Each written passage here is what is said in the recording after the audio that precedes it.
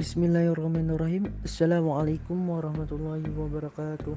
Kepada yang terhormat Dusun Pengampu Statistik Pendidikan Ibu Silvia Anissa SSI MSI. Dalam pembahasan kami kelompok 2 tentang korelasi tata jenjang rank order, dan anggota kelompok ada Diki Darmawan Putra, Fitri Handayani, Muhammad Ridha Fahrija, Nabilatul Julfa, Ahmad Nurholdari, Gina Hastuti, Ismi Nabijah, dan Nur Habijah. Dan yang ada kami bahas tentang pengertian, penggunaan dan rumus korelasi tata jenjang, langkah-langkah teknik korelasi tata jenjang, interpretasi angka indeks korelasi tata jenjang, berikan 2 contoh soal dan penyelesaian teknik korelasi tata jenjang. Dan saya Muhammad Ridha Fahrija akan membahas tentang pengertian korelasi tata jenjang dan penggunaannya. Jadi, dalam pengertiannya, teknik korelasi tata jenjang dalam dunia statistik dikenal sebagai teknik analisis korelasional yang paling sederhana jika dibandingkan dengan teknik analisis korelasional lainnya. Dan pada teknik korelasi tata jenjang ini, besar, kecil, atau kuat lemahnya korelasi antara variabel yang sedang kita selidiki korelasinya kita ukur berdasarkan perbedaan urutan kedudukan skornya atau ringnya. Jadi bukan didasarkan pada skor hasil pengukuran yang sebenarnya.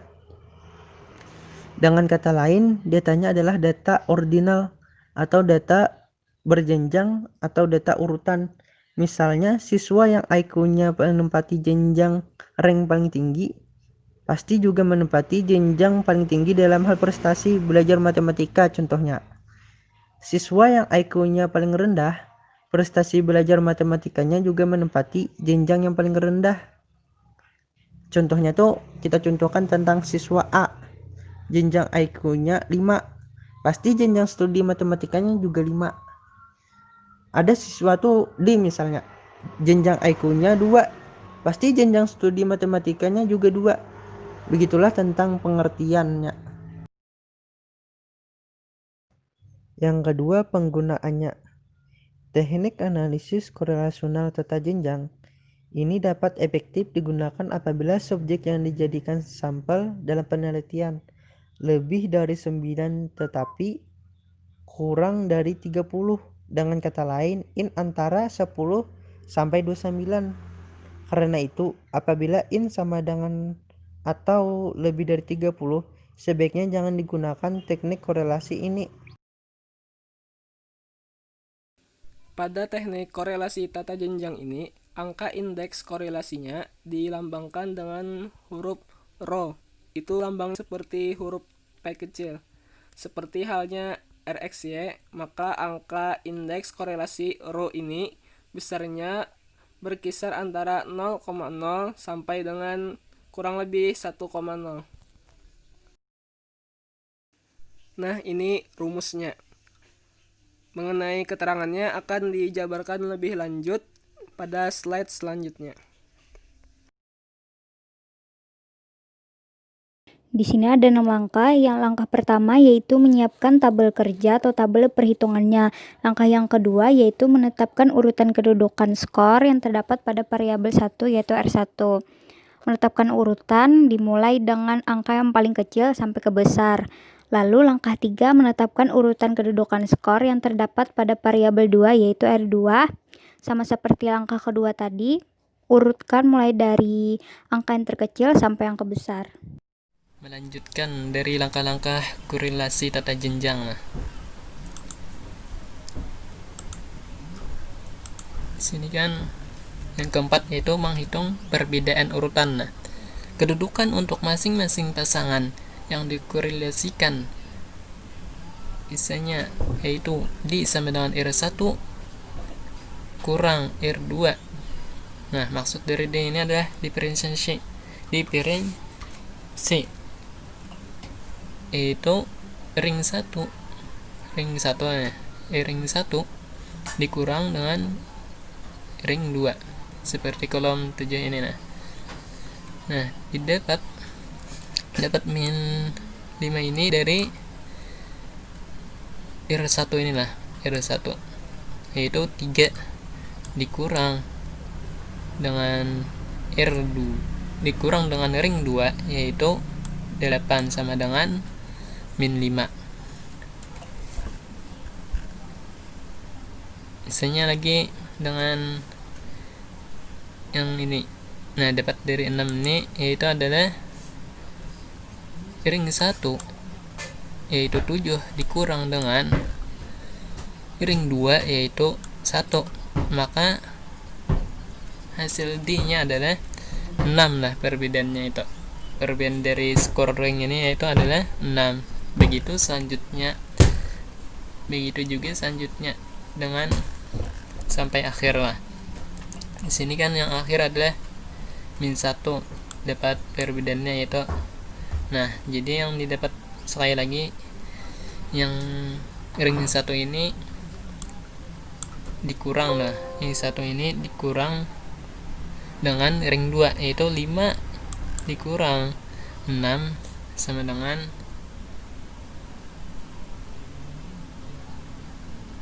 min 1 sama dengan min 1.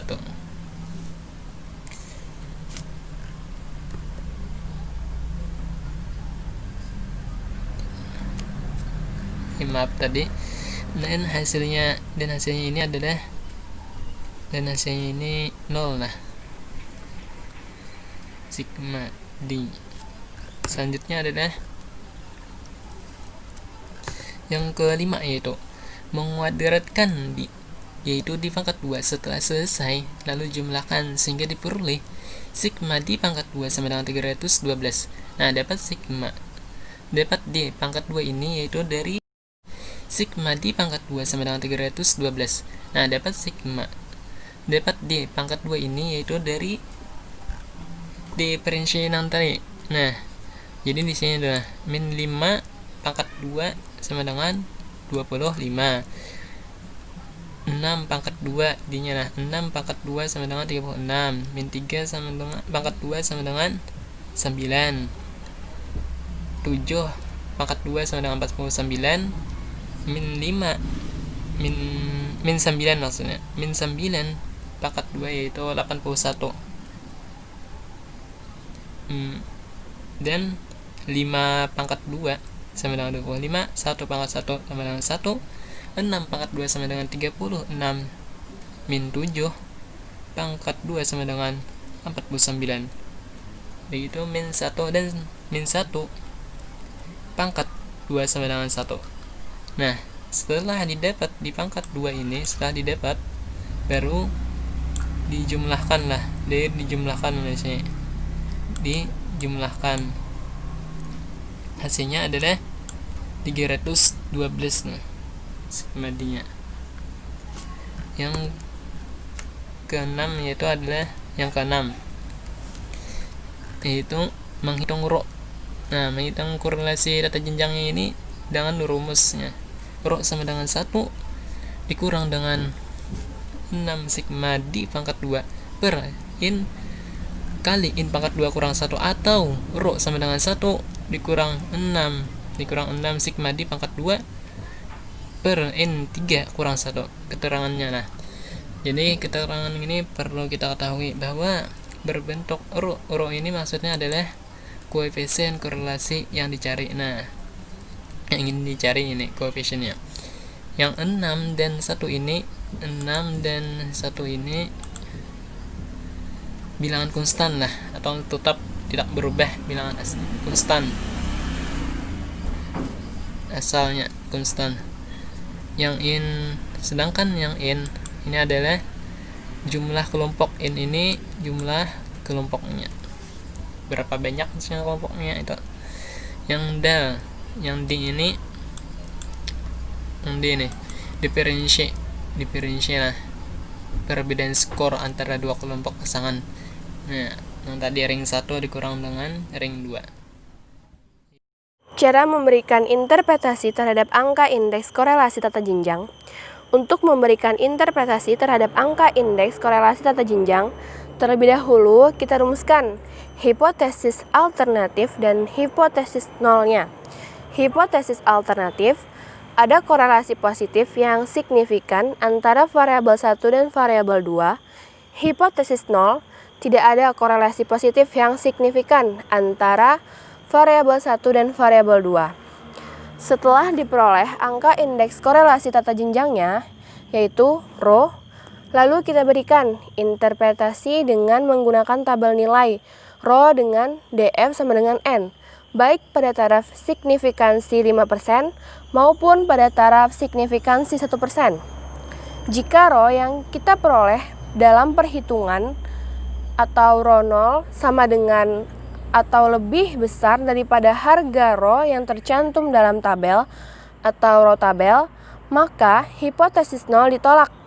Sebaliknya, hipotesis alternatif disetujui apabila rho 0 lebih kecil daripada rho tabel. Maka hipotesis 0 disetujui. Sebaliknya, hipotesis alternatif ditolak. Contoh soal yang pertama, berikut data skor tentang keaktifan dalam organisasi ekstra universitas dan skor tentang prestasi studi dari sejumlah 10 orang mahasiswa pada sebuah fakultas. Hitunglah menggunakan teknik kolerasi tata jenjang. Pada slide selanjutnya ada tabel data yang memuat nama mahasiswa, keaktifan dalam organisasi sebagai skor yang pertama, dan min prestasi studi sebagai skor yang kedua. Kemudian cara menjawabnya adalah kita lengkapi dulu tabel yang sudah ada tadi dengan menambahkan R1, R2, D, dan D kuadrat. Cara mencari R1 ini adalah kita urutkan skor yang pertama ini dari urutan yang paling terkecil sampai urutan paling terbesar, yang mana urutan yang paling kecil menempati ranking yang pertama dan urutan yang paling besar menempati ranking ke-10. Di skor 1 ini, 35 menempati ranking yang pertama, karena di antara nilai skor 1, 35 adalah nilai yang paling terkecil. Sedangkan 44 menempati ranking yang ke-10, karena 44 adalah nilai yang paling terbesar di antara skor yang pertama. Setelah selesai mencari R1, kita lanjut mencari R2, yang mana cara mencari R2 sama seperti cara mencari R1. Kita urutkan dulu skor yang kedua ini dari urutan yang paling terkecil sampai urutan yang paling terbesar, yang mana urutan paling terkecil menempati ranking yang pertama dan urutan yang paling besar menempati ranking yang ke-10. Di skor 2 ini, yang menempati ranking pertama adalah 45, karena 45 adalah nilai yang paling terkecil, sedangkan 65 menempati ranking yang ke-10, yang mana 65 ini di antara skor 2 adalah skor yang paling terbesar. Setelah selesai mencari R2, kita lanjut mencari D. D ini ialah selisih antara R1 dan R2. Cara mencarinya, angka dari R1 kita kurang dengan angka R2, sehingga diperoleh 3 dikurang 8 sama dengan min 5, 7 dikurang 1 sama dengan 6, sampai seterusnya. Setelah selesai mencari yang D, kita cari D kuadrat. Jadi, min 5 kuadrat sama dengan 25, 6 kuadrat sama dengan 36, min 3 kuadrat sama dengan 9, sampai seterusnya. Setelah selesai mencari D kuadrat, kita jumlahkan semuanya sehingga diperoleh sigma D kuadrat sama dengan 312. Setelah itu, kita langsung masukkan saja ke dalam rumus. Rumusnya, rus sama dengan 1 dikurang 6 sigma D kuadrat per n kuadrat dikurang 1. Jadi langsung kita masukkan saja nilainya sesuai dengan rumus tadi. Ru sama dengan 1 dikurang 6 dikali 312 per 10 100 dikurang 1. Sehingga hasil yang diperoleh adalah min 0,891. Jadi Ru yang diperoleh sebesar min 0,891.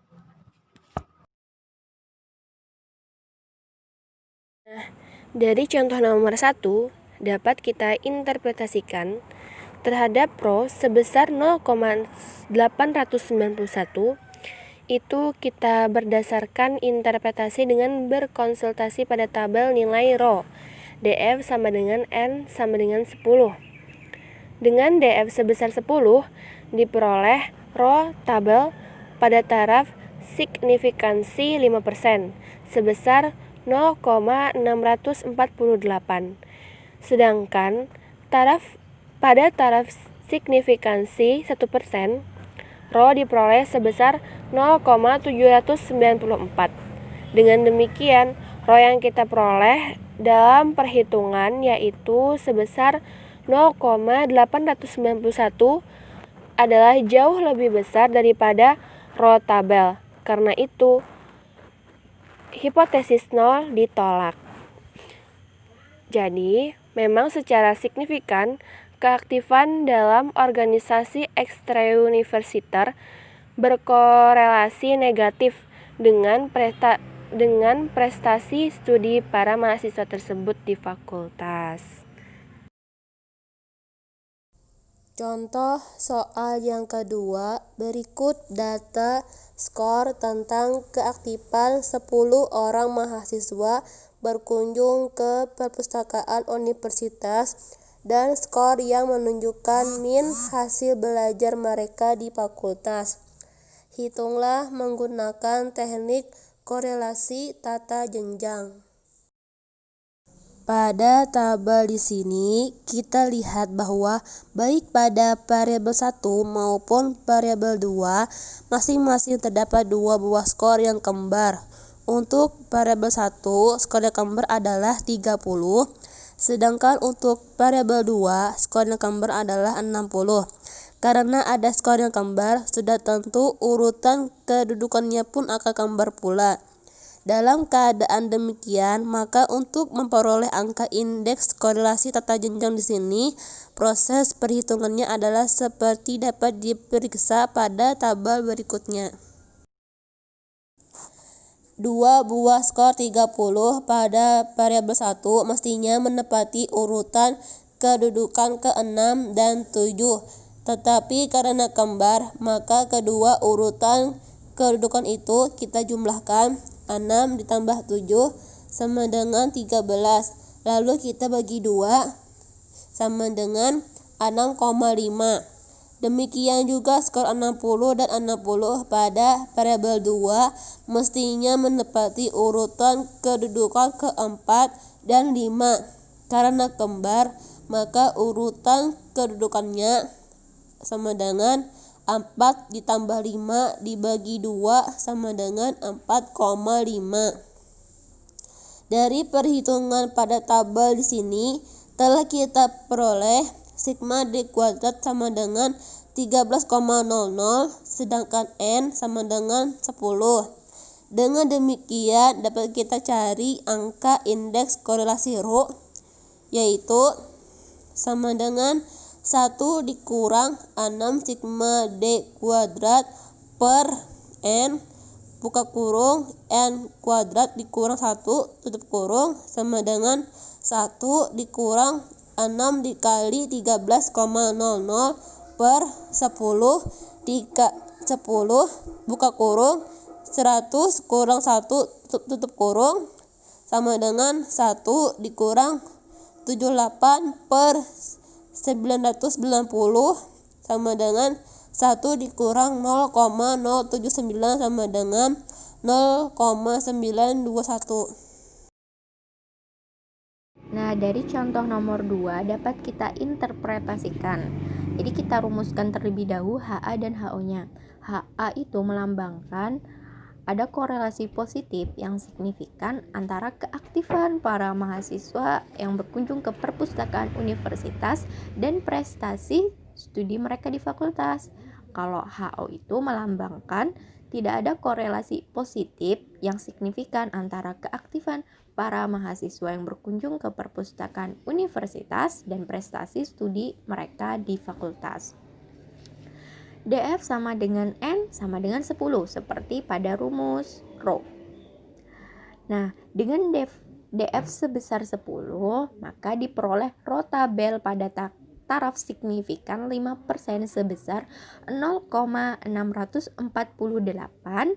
dan pada taraf signifikan 1% Rho tabel diperoleh sebesar 0,794. Jadi, Rho yang kita peroleh dalam perhitungan itu tadi kan 0,921. Maka angka 0,921 itu adalah jauh lebih besar daripada rotabel tadi. Rotabelnya kan 0,648 dan 0,794. Jadi dari sini hipotesis 0 ditolak.